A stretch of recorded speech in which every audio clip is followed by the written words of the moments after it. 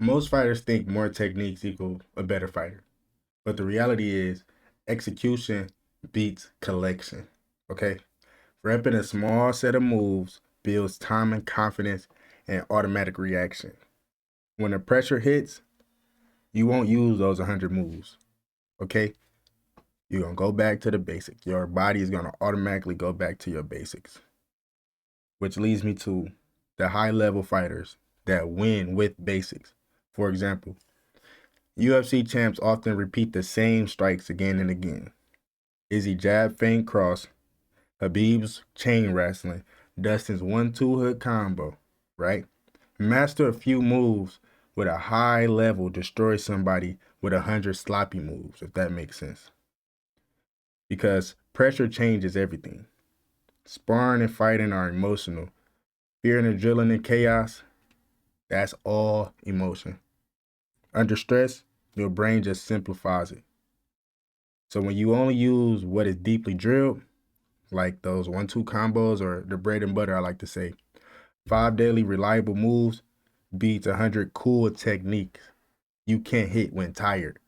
When you're tired, you can't even throw those hits. So that whole collection, you got all those moves that you've been practicing, that you've been trying to look cool for, posting on the ground.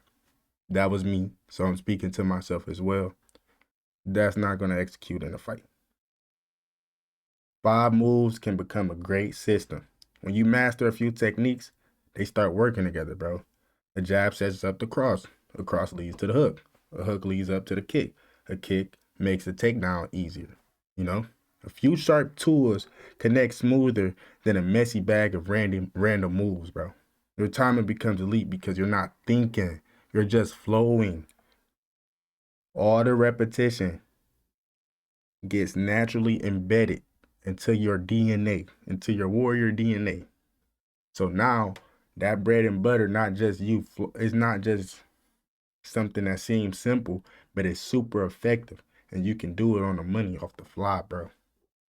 And that's way more effective than something that you know that you can perform.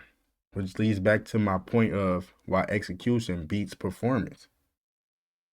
And consistency builds real skill. You improve faster when you focus. Muscle memory forms through repetition, like I said.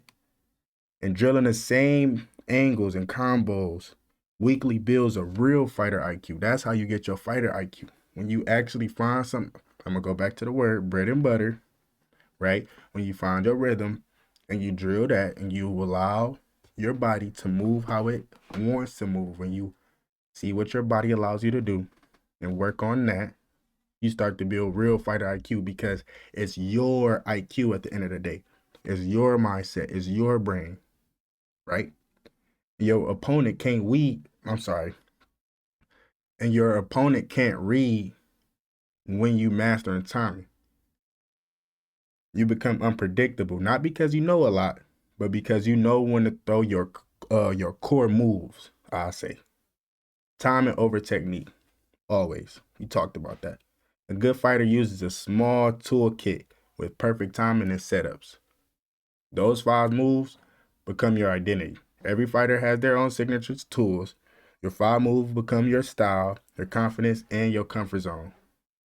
You're not trying to be good at everything, just undeniable at what you do. That's how you build a dangerous, reliable game.